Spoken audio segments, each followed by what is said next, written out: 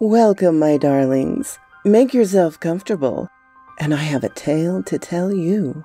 If you enjoy it, please be sure to hit the like button, subscribe, and leave me a comment. I always enjoy your comments. Now, let us begin.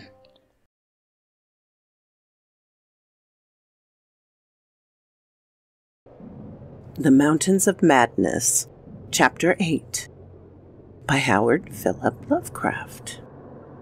Naturally, Danforth and I studied, with special interest and a peculiarly personal sense of awe, everything pertaining to the immediate district in which we were.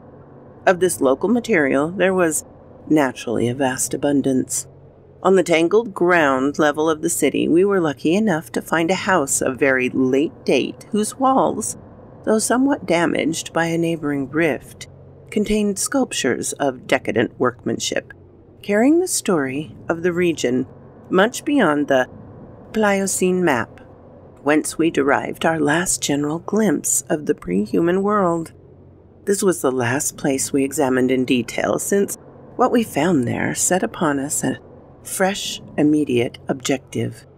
Certainly we were in one of the strangest, weirdest, and most terrible of all corners of Earth's globe. Of all existing lands, it was infinitely the most ancient. The conviction grew upon us that this hideous upland must indeed be the fabled nightmare plateau of Lang, which even the mad author of the Necronomicon was reluctant to discuss. The great mountain chain was tremendously long, starting at a low range at Luptopold Land, on the coast of Wendell Sea, and of virtually crossing the entire continent. The real high part stretched in a mighty arc from about latitude 82 east, longitude 60 to the latitude 70, east longitude 115, with the concave side towards our camp, and its seaward end at the region of that long ice-looking coast whose hills were glimpsed by Wilkes and Mawson at the Antarctic Circle. Yet even more monstrous exaggerations of nature seemed disturbingly close at hand. I have said that those peaks are higher than the Himalayas, but the sculptures forbid me to say that they are Earth's highest.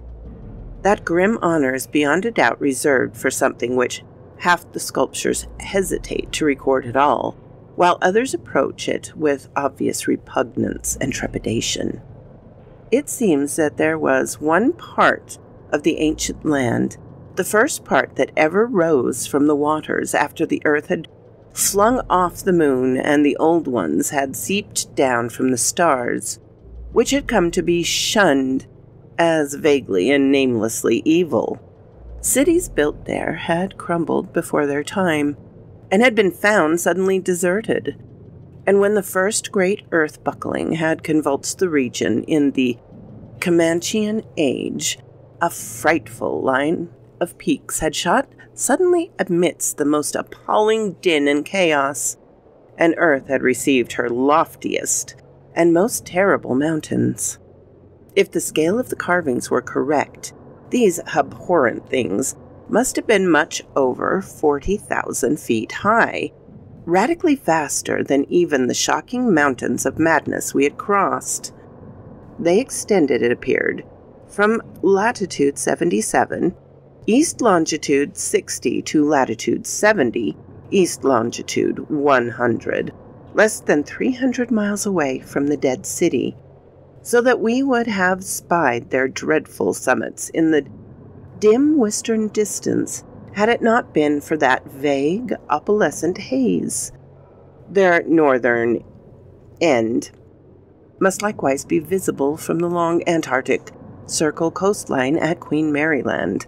Some of the old ones, in the decadent days, had made strange prayers to those mountains, but none ever went near them, or to guess what lay beyond. No human eye had ever seen them, and as I studied the emotions conveyed in the carvings, I prayed that none ever might. There are protecting hills along the coast beyond them, Queen Mary and Kaiser Wilhelm lands, and I thank heavens no one has been able to land and claim those hills.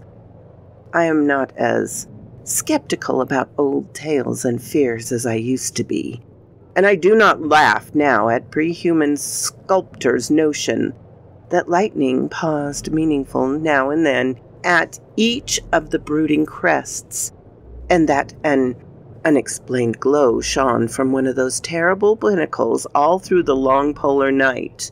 There may be a very real and very monstrous meaning in the old Potomac whispers and the Cadath in the cold waste.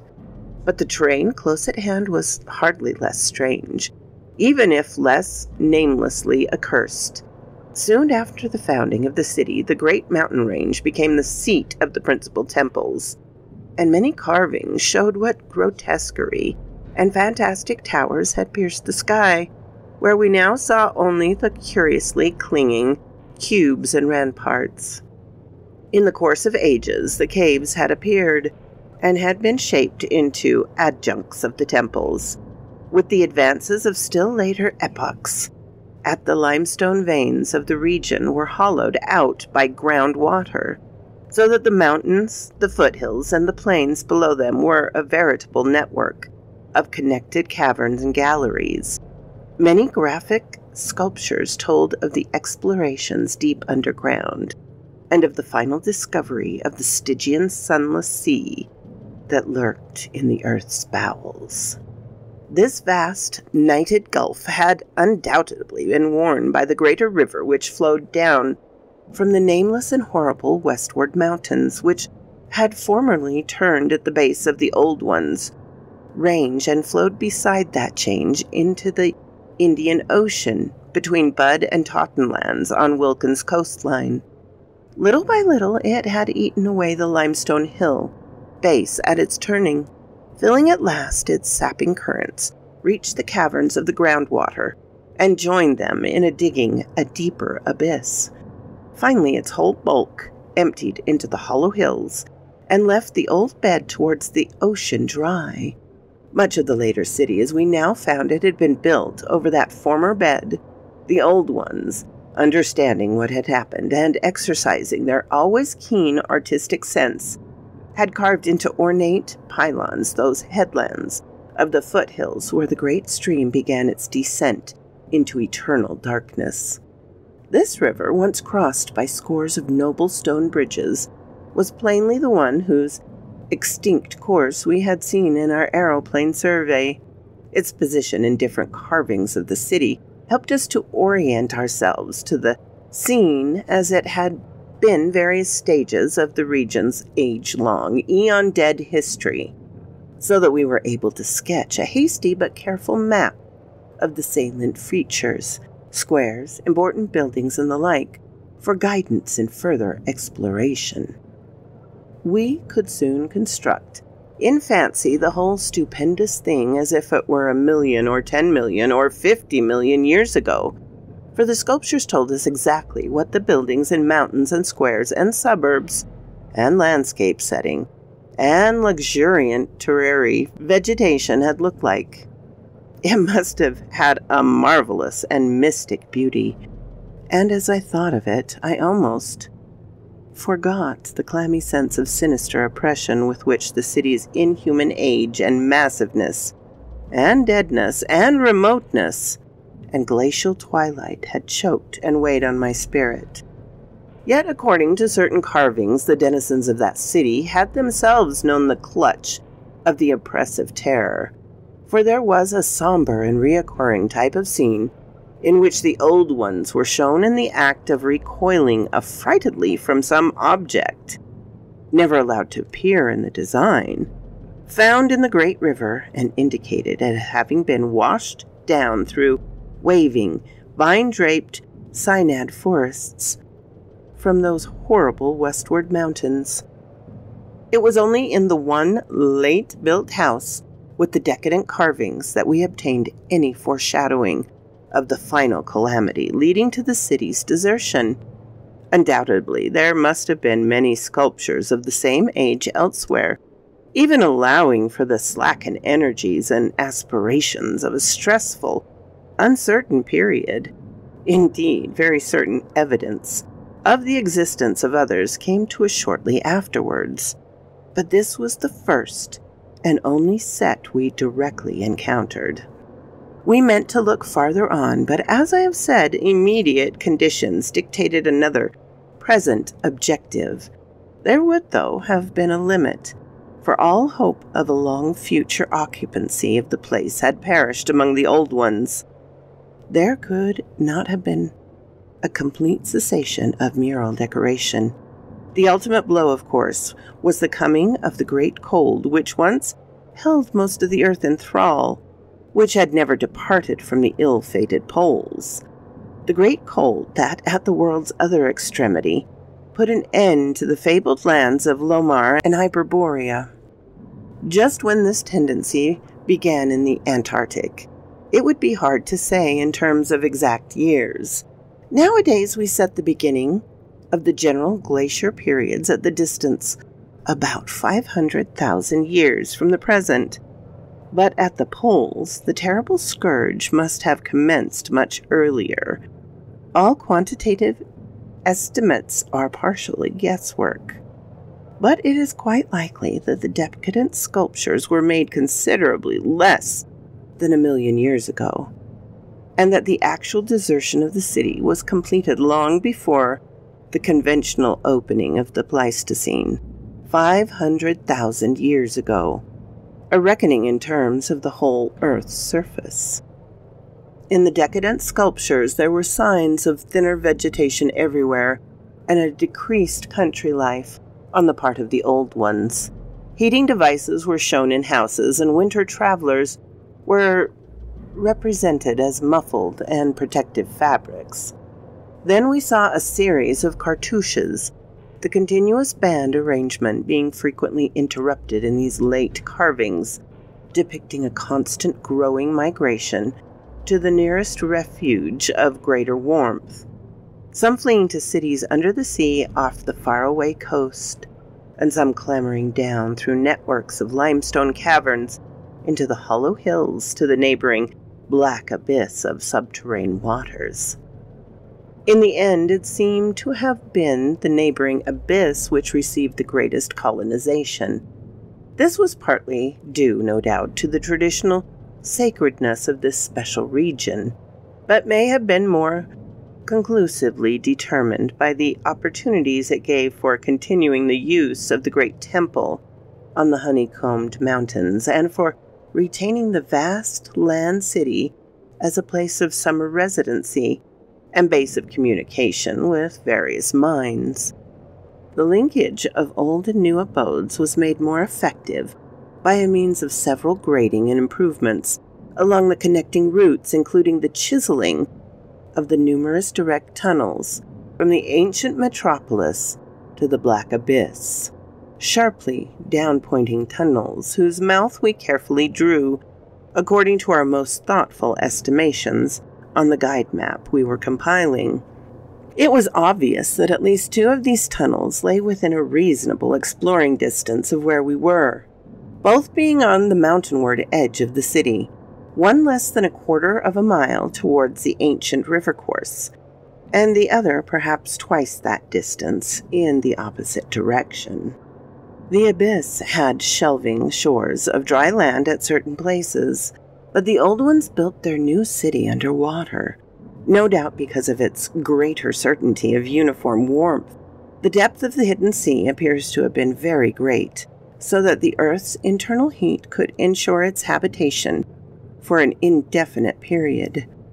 The beings seem to have had no trouble in adapting themselves to part-time, and eventually, of course, a whole-time residency underwater, since they'd never allowed their gill system to atrophy. There were many sculptures which showed how they had always frequently visited their submarine kinfolk elsewhere, and how they had habitually bathed on the deep bottom of their great river. The darkness of the inner earth could likewise have been no deterrent to a race accustomed to long Antarctic nights.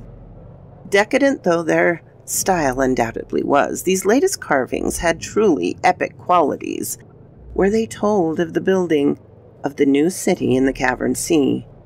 The old ones had gone about it scientifically, quarrying insoluble rocks from the heart of the honeycombed mountains, and employing expert workers from the nearest submarine city to perform the construction according to their best methods. These workers brought with them all that was necessary to establish the new venture: Shoggoth tissue from which to breed stone lifters and subsequent beasts of burden for the cavern city, and other protoplasmic matter to mold into phosphorescent organisms for lighting purposes. At last, a mighty metropolis rose at the bottom of the Stygian Sea, its architecture much like that of the city above, and its workmanship displaying relatively little decadence because of the precise mathematical element inherent in building operations. The newly bred Shoggoths grew into enormous size and singular intelligence, and were represented as taking and executing orders with marvelous quickness. They seemed to converse with the old ones by mimicking their voices, a sort of musical piping over a wide range. If poor Lake's dissection had indicated aright, and to work more from spoken commands than from hypnotic suggestions as in earlier times, they were, however, kept in admirable control. The phosphorescent organisms supplied light with vast effectiveness, and doubtless atoned for the loss of the familiar pole auroras of the outer world night. Art and decoration were pursued through, of course, with certain decadency. The old ones seemed to realize this falling off themselves, and in many cases anticipated the policy of Constantine the Great by transplanting especially fine blocks of ancient carvings from their land city, just as the emperor, in a similar age of decline, stripped Greece and Asia of their fine art to give his new Byzantine capital greater splendors than its own people could create. That the transfer of sculptured blocks had not been more extensive was doubtlessly owing to the fact that the land city was not at first wholly abandoned. But by the time total abandonment did occur, it surely must have occurred before the polar Pleistocene was far advanced, the old ones had perhaps become satisfied with their decadent art, or had ceased to recognize the superior merit of the older carvings. At any rate, the aeon-silent ruins around us had certainly undergone no wholesale sculpture denudation, though all the best separate statues, like other movables, had been taken away. The decadent cartouches and dados telling this story were, as I said, the latest we could find in our limited search. They left us with a picture of the old ones, shuttling back and forth betwixt the land city in summer and the sea cavern city in winter, and sometimes trading with the sea-bottom cities off the Antarctic coast. By this time, the ultimate doom of the land city must have been recognized, for the sculptures showed many signs of the cold, malign encroachments. Vegetation was declining, and the terrible snows of winter no longer melted completely, even in midsummer. The saurian livestock were nearly all dead, and the mammals were standing it none too well. To keep on with the work of this upper world, it had become necessary to adapt some of the amorphous and curiously cold-resistant Shoggoths to land life, a thing the old ones had formerly been reluctant to do.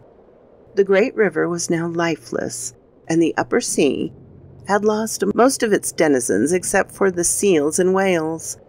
All the birds had flown away, save only the great grotesque penguins. Rude. What had happened afterwards we could only guess. How long had the new sea cavern city survived? Was it still down there, a stony corpse in eternal blackness? Had the subterranean waters frozen at last? To what fate had the ocean-bottom cities of the outer world been delivered? Had any of the old ones shifted north ahead of the creeping ice cap? Existing geology shows no trace of their presence. Had the frightful Mi-Go been still a menace in the outland world of the north? could one be sure of what might or might not linger, even to this day, in the lightless, unplumbed abysses of Earth's deepest water? Those things had seemingly been able to withstand any amount of pressure, and men of the sea had fished up curious objects at times. And as the killer whale theory had explained the savage and mysterious scars of Antarctic seals noticed a generation ago by Borchgiv, the specimens found by Poor Lake did not enter into the guesses, for their geologic setting proved them to have lived at what must have been a very early date in the Land City history. They were, according to their location, certainly not less than 30 million years old. And we reflected that in their day, the city cavern city, and indeed the cavern itself, had had no existence. They would have remembered an older race with lush, terrary vegetation everywhere, a younger land city of flourishing arts around them, and a great river sweeping northward along the base of the mighty mountains towards a faraway tropic ocean. And yet we could not help thinking about those specimens, especially about the 8 perfect ones that were missing from Lake's hideously ravaged camp. There was something abnormal about that whole business. The strange thing we had tried so hard to lay to someone's madness, those frightful graves, the amount and nature of the missing material, Gedney, the unearthly toughness of those archaic monstrosities, and the queer, vital freaks the sculptures now showed the race to have. Danforth and I had seen a good deal in the last few hours, and were prepared to believe and keep silent about many appalling and incredible secrets of primal nature. So quoth this raven.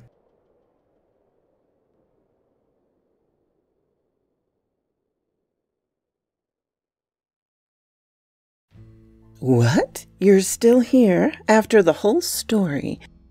I really appreciate that, darlings. Please hit the like button and subscribe if you haven't. And I always love to hear from you. Have a glorious day, my darlings.